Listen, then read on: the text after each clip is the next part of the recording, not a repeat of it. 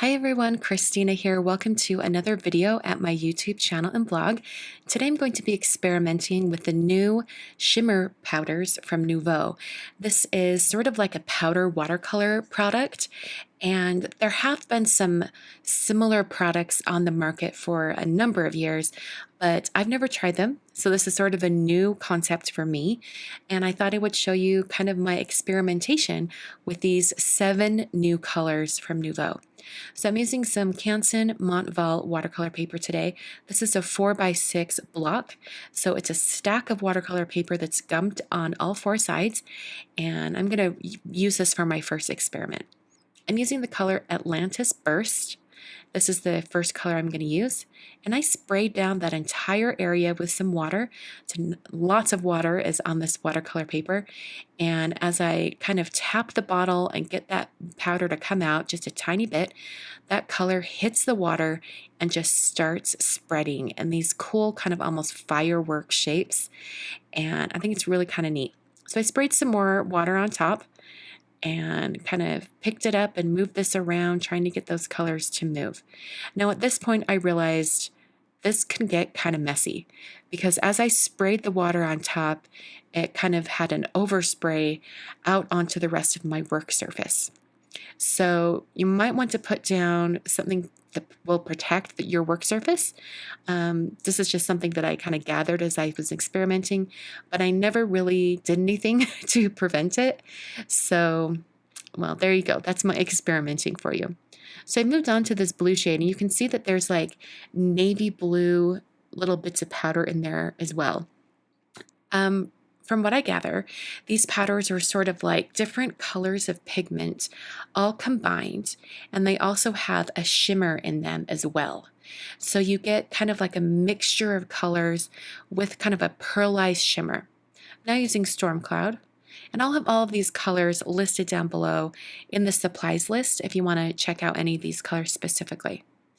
So I used a paintbrush just to get some of the color moving a little bit. And then I decided to use a paper towel and sop up some of these really big pools of color. It was really warping the paper, and all the water was collecting in areas. So you can kind of see as it dried, those areas that were pooling kind of left big water spots on the pattern. Now they look really kind of cool, but I'm going to go ahead and remove this so that I can do some additional experimenting with the other colors. So I just used a bone folder to help peel that off that block, and they do leave one corner ungummed. So I'm going to use the color Catherine Wheel, which I have no idea what that color name means, but I'm applying this to dry watercolor paper. Adding a little bit of that color, and then I'm going to try another color, and this one is an actual pink shade, and they call it Cherry Bomb. This color, once water hits it, really reminds me of bright opera pink. A lot of different watercolor brands have an opera pink color. It's almost like a neon pink. So now I'm going to use Solar Flare. This is a nice bright kind of like a lemon yellow, I would compare it to. And I put that yellow kind of over into the corner a bit. I wanted some other spots of yellow as well. So now I'm going to take my spray bottle and I'm going to spray this down, and the color kind of goes everywhere. It was really, really pretty, and I loved the effect. But I think if I was to do this again, I might put everything inside a box just so it sort of contains the spray, and then I won't have the spray all over my work surface. I was cleaning up my mat. I think it took me quite a while to get everything clean, and I was still finding it. I'd moved on to a different project, and I was still finding this paint on my work surface because it's black and I couldn't see it, if that makes sense. So I did sop up some of that color with a paper towel again, and I love all of that kind of coral shade that the pink and yellow and that orange Catherine Wheel color created. I really love how that looks. So I used the edge of a paper towel to sop up some of that extra water like I did on the previous one. And then I moved on to the other watercolor paper. Now I did tape both of these down to a hard surface so that I could work on them at the same time and let them dry.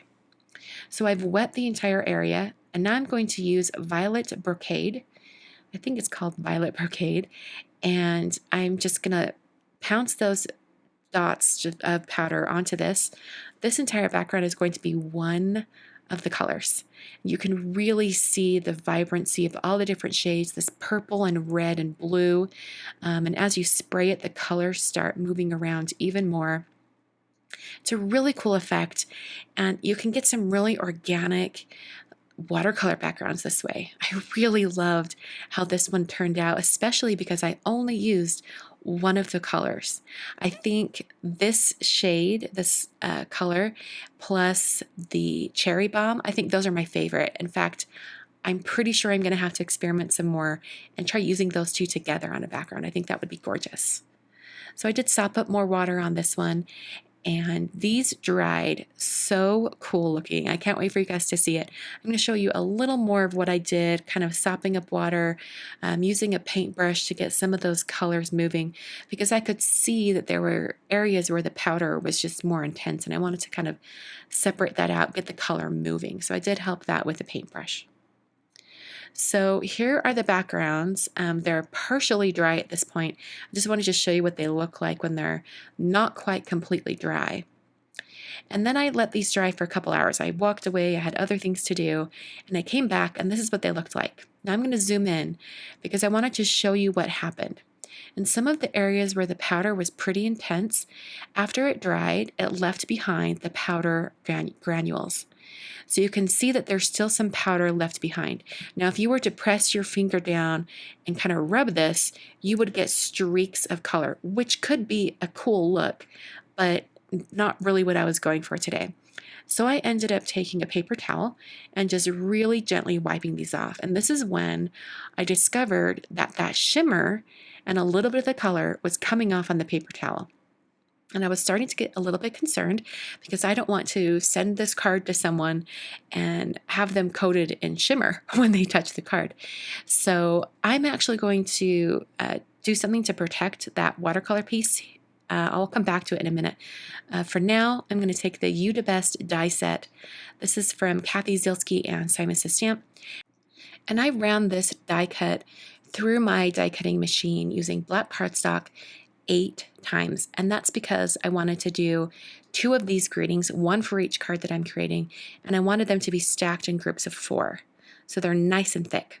So I just adhered those together using some Ranger Multimedia Matte Adhesive. Super thick, they're going to look great on these cards. So to protect the watercolor backgrounds, I used this crystal clear acrylic coating from Krylon. I took these outside, sprayed them, and then let them dry for about 15 to 20 minutes. And that protects the area. I had no shimmer coming off on my fingers anymore, and I felt like it really made them permanent. So that You Da Best die set has a shadow area that goes around the words. So in order to add some interest, I decided to cut them out of the watercolor piece, and I'm going to put those watercolor pieces on a white card base. So I have some Neenah Classic Crest Solar White cardstock here. This is the 110-pound version. I scored those at 5.5 to create top folding cards. I then put a bunch of foam tape on the back of my watercolor pieces and adhered them down onto the card base. I then used some more Ranger Multimedia Matte Adhesive on the back of that die cut and then adhered that in the center of the area that I cut out of the watercolor piece. So now I'm using the Love You Mama stamp set from Kathy Zielske and Simon Says Stamp from the latest release, and I'm just using this little itty bitty greeting that says "So grateful for you."